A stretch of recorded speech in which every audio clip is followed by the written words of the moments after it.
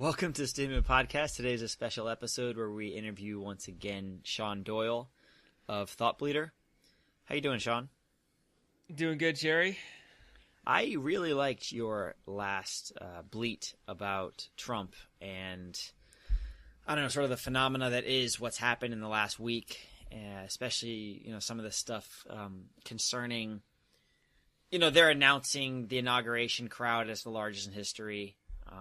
But also maybe some of the stuff you were, sort of objectively trying to analyze in terms of his foreign policy with respect to Russia and China, and what we might be able to hope from, his foreign policy and what his personality might bring and what we might more reasonably expect. And I found it really interesting. You've written a number of things on your site that I thought have been great. And anybody can go to the studentmanpodcast.com website and find links to your posts in the read section. You can just go to thoughtbleater.com on the internet, and they can go to... Do you want to explain what ThoughtBleater is? I don't know if it's obvious to everybody. Yeah, sure. So ThoughtBleater is my own little... Right now I call it my semi-personal, semi-blog, because really that's just all it is at the moment. Maybe someday we can kind of expand beyond that. But mostly it's just looking at, say, international affairs, politics, security, maybe some food posts because I like making food. I really like that as something that you're including because I've seen like your Instagram page include pictures of food more and more and more. Yeah, as you moved along here, so it was perfect to see food bleats. Yeah, it's really a foodstagram at this point. I made okay, so there's this Vietnamese grocer very close to me called the Eden Center, because apparently Arlington used to be like this huge hub of Vietnamese people, like shortly after Vietnam, like after the Vietnam War. So it's just this enormous grocery store, and it's just full of things that barely have any English on it at all. I finally made like an actual Vietnamese dish from that. It came out quite well. Maybe it'll be featured in a food bleater post soon. Well, we're waiting for our first food bleat, but maybe explain bleat in the first place. Yeah, so I was trying to think of a name that would actually work because, I think that, I've been, and you with me, have been very consistent in coming up with names that are, historically terrible. And we've deviated from that trend recently, but historically we're great at coming up with names that are hard to type, hard to say, and don't actually make that much sense. Yeah, well, the backstory to that joke, if anybody doesn't get it, is Sean and I did a podcast, and he founded it, but I sort of became included in it, called The Unknowable Knowns, and before that, The Potomac Post. And both of those are just very long-winded, sort of difficult to type. This new thing, ThoughtBleater, is a little bit easier, and I think it's a better branding for sure. Hopefully. I was trying to come up with names since, thinking of making a joke off of ThoughtBleater, because the whole idea of ThoughtBleater is just kind of funny to me. Trying to think of what to do, and then you actually suggested to me the name. I was thinking of like Thought Sheep or Thought Herd. You suggested ThoughtBleater to me. And I had to debate if Bleater didn't sound like Bleater too much, but... Right. I really like that name. I appreciate your help in coming up with that name. I wasn't going to let them know that I had a hand in that, but... I wasn't sure they were going to get the idea that a bleat is a noise made by, what is it, a goat or a sheep? Yeah, it's a goat or a sheep. But if they get it, that's why I think you got to include a picture of a sexy sheep on your logo. I don't have any pictures of sheep. Or sexy sheep. All pictures of sheep are sexy sheep. Yeah. I tried putting together a sheep in like Google Drawing, and it really didn't come out well. It looked like something a 10-year-old would make, Sherry. Well, I guess if anybody who listens really wants to supply a picture of a sheep for Sean, I'm very grateful. Yeah, you'll get something. I don't know what, but I'll do something. As cement of a promise as you'll ever hear. That's right. Well, let's talk about that bleat, your last bleat then. I really like the section on China and Russia. You want to talk a little bit about that? Yeah, sure. So, I didn't partake in the protest, this past Saturday. It's not because I, disagree with the protest. I just felt more comfortable kind of observing what was happening. I was walking around with a friend, and he was asking me about, the degrees of conspiracy theory around Trump and Russia. So some of the things like the whole idea of the Trump peeing thing in the hotel, that seems like it's maybe a little ridiculous. And generally speaking, I'm always trying to resist the pull of conspiracy theory, kind of unsubstantiated rumor. But then again, you see all of these things out there, and you see how close his relationship is to Russia, how he's kind of made lies, how, just for example, Rex Tillerson has the Russian Order of Friendship, an award also given to KGB spies. Not saying he is one, but still. Trump saying that they would be doing deals in Russia, or you have the Alpha Bank communications that were discovered happening between Trump servers and this major Russian bank. You also have Paul Manafort, who was a campaign aide to the Ukrainian guy. Was it Yushchenko? The Putin-connected Ukrainian guy who is incredibly corrupt. So there are a lot of reasons for suspicion. And we're trying to wonder if there's a way that you can look at this, without assuming the worst. Is there a way that you can see it where actually Trump is trying to do some good? Is there a plausible strategy? So if you think about it in one way, the conflict with Russia is how you have this country that has seen a rapidly degrading quality of life. Their life expectancy has dropped, their incomes have dropped, everything is bad. And in a global kind of political sense, they have seen NATO expansion really onto their doorstep.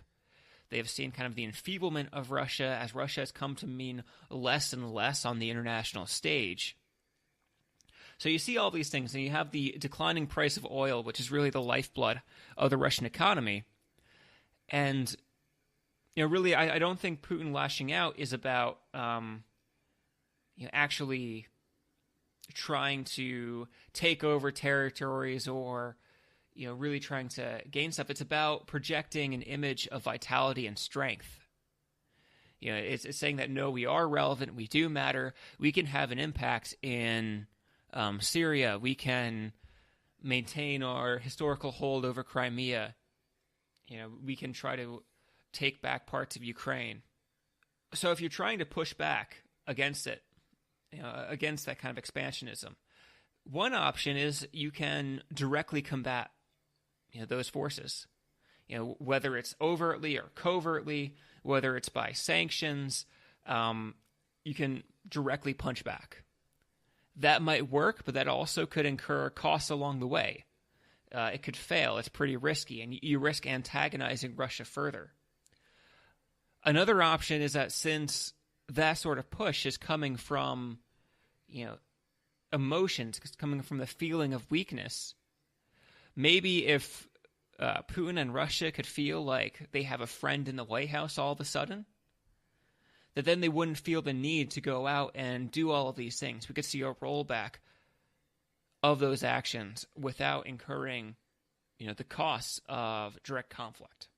Well, it's funny. I hear a friend, he doubts, the reports that Russia tried to interfere on Trump's behalf in the election process here, because he doesn't see why that would be, right? What the advantage for them would be, or what the great benefit for them would be, and he just sees it as, a lie. Yeah.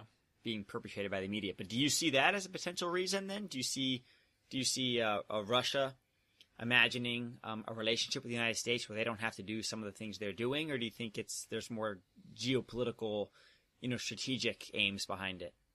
Well, I think there's a number of ways you could kind of interpret that. So one aspect is that they could pretty clearly see that a Hillary Clinton presidency would be less favorable to Russia than a Trump presidency. I think Hillary is, considerably more well-grounded on international affairs. She was a Secretary of State. You may disagree with the things she did, but she has a lot more exposure in that. She's been involved in dealing with Russia for a long time. And going back before the whole clip of the Russian reset, which kind of didn't actually work out, just that the button. Do you remember that clip? They had the Russian reset button and it said overcharge. Yeah. But no, I think they had the hope that Trump might be more, I don't know, friendly. Well, these are the things I tried to explain and more. And he's a very smart man. But there's something about, I don't know, we've talked about this before. There's just like this stubbornness and these entrenched position of, both sides. And, there's a way that, this perspective gets formed when you're entrenched, right? And I imagine that's all it really is, because, I tried to explain it that way, and he still had major doubts. And so, I like to think of more, grounded reasons why they would try to help Trump. And regardless, whether you believe that they did help Trump or not, there's still a relationship to be had now with them. Well, it is that's the consensus position of the intelligence community. And I really doubt that that's going to be subject to political pressure. As far as really we can tell, any evaluation of the evidence that we have as civilians is that you have to come up with explaining why the entire American intelligence community is wrong on this issue. You can debate why they might have done it, and we don't really know why they did it. We can only speculate. And that's what I'm asking you to do, because I ran dry after 5 or 6 or 7 reasons why they might, and he still had major doubts. And I imagine he's representative of a pretty large, percentage of the Trump followers. Well, that's the difficulty, because you're trying to explain why someone's preferred candidate is maybe a stooge of another country. It's going to be a hard thing for someone to accept that. Maybe it could just be the ability to play, trickery within the United States, because for several years now, there's been an escalating kind of covert battle between the U.S. and Russia. We see the kind of going back to the Cold War, the usual things of, you have diplomats, they come home and all of their furniture is rearranged. And you're just you're telling them that, all right, we know where you live. We have an eye on things. We've seen an escalation from that, though. You see pets being killed. You see, children being followed on their way to school, or most blatantly, and we talked about this in Unknowable Knowns, how there was an American diplomat who was actually attacked by a guard when trying to enter the U.S. Embassy in Moscow. So it could just be the desire to take that one step further. And really, if you're in a position, or if you're in a mood where you're trying to project strength and vitality, then what says strength and vitality more than, interfering with the elections of the so-called leader of the free world? Just the old, it's really old. I don't think it's from The Art of War, but it's an old Chinese story of gaining surrender by sending a spy into the other side's camp to cut the curtains and put a knife on the bed, and just each night do something different to the other side's leadership. Yeah, in their private quarter. That's a fair point. Do you want to transition into the relationship with China then? Because these are frightening times, I think, for everybody. Without respect to who actually won. I suppose they're all frightening times for every country ever, but for those of us who don't exactly look forward to a Trump presidency, I'm not saying I'm an anti-Trump guy, but there's a lot of very shaky things right now, like the EPA contract freeze. EPA communications freeze. He's beginning to build a wall today, or he's announcing that his plans to build a wall along Mexico today. Reports over the past 2 days, I think, have been saying that the announcement is imminent. The push through, the executive order to get the pipelines pushed through. Yeah. There's a number of things that aren't surprising. Yeah, there's a number of things that have come about immediately that nobody should be surprised about.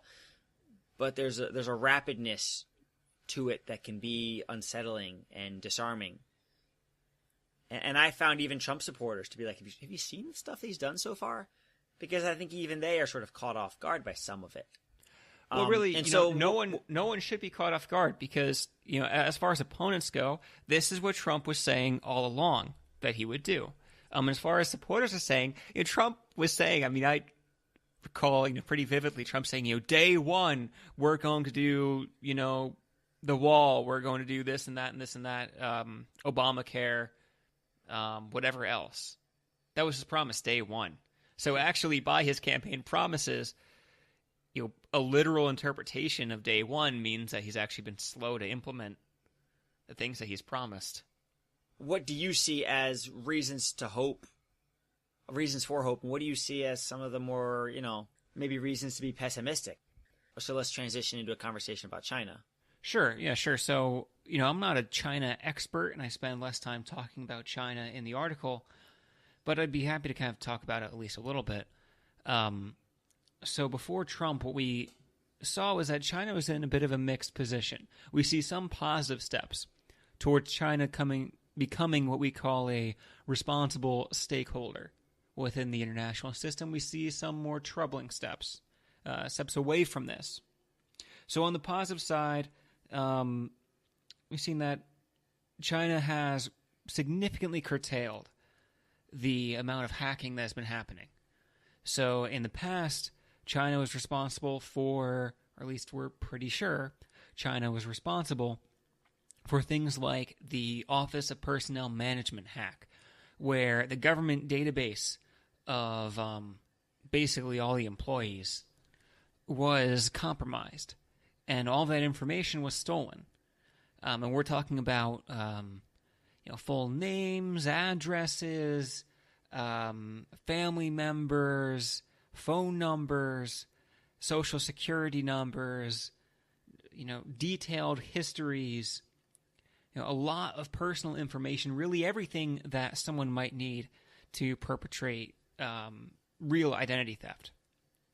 We're also talking about hacks into companies, hacks into defense contractors, stealing intellectual property. Obama, after the OPM hack, signed an agreement with, or I don't know if he actually signed it, but he made an agreement with Xi Jinping, the premier, I don't know, signed an agreement to really either bring it to an end or at least significantly slow down the pace of what's been happening.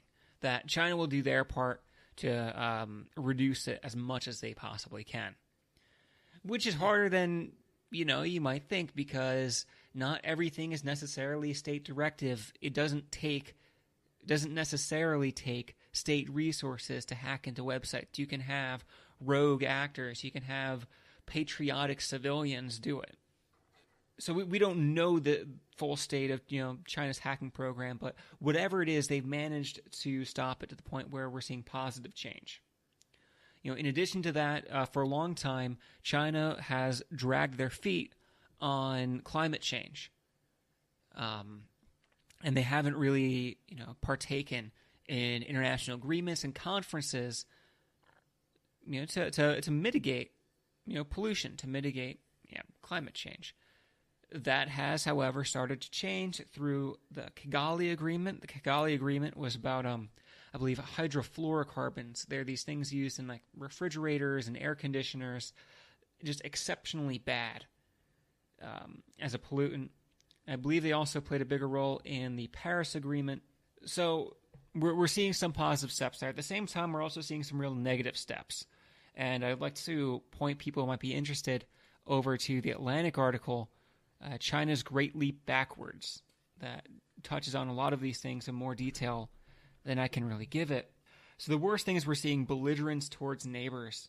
You're seeing, a slow, but you're still seeing expansion in military spending.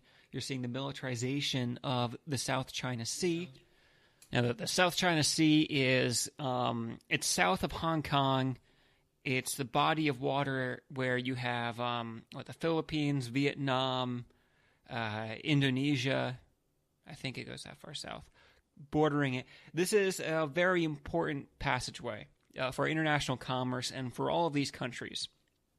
it would be exceedingly difficult for commerce, at least as we know it, to be able to function if the South China Sea became a contested zone where other states didn't have free access to it. And we've seen the militarization of these very small islands.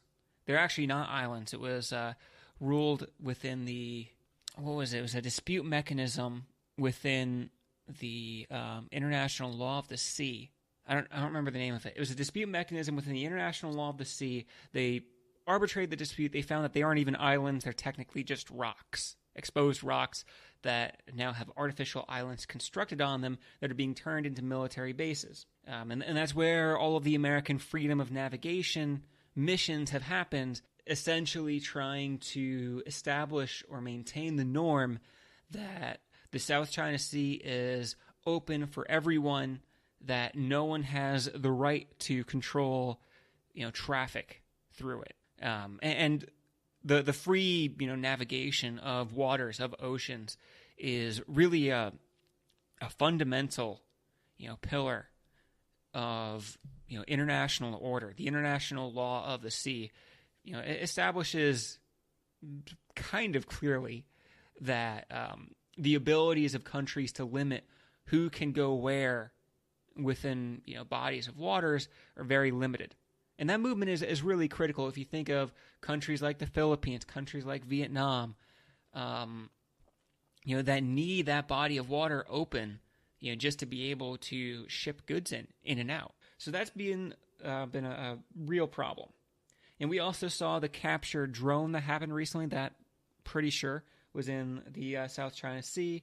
And also we're seeing a lot of internal repression within the country. We're seeing a lot of crackdowns on communication, a lot of censorship, a lot of repression geared towards civil society groups, things like religious groups, but many others, and kind of the growth of maybe some anti-foreign attitudes. So all of these things are pretty troubling. These are not things that really anyone would want to see.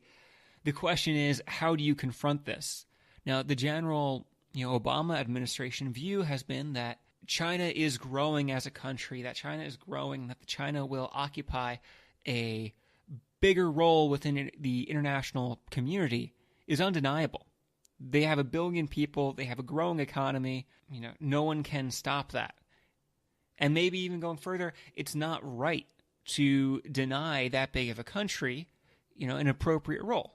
So instead of directly confronting, instead of creating hostilities, the appropriate path would be to try to welcome China through kind of the expectation that they become a responsible international actor.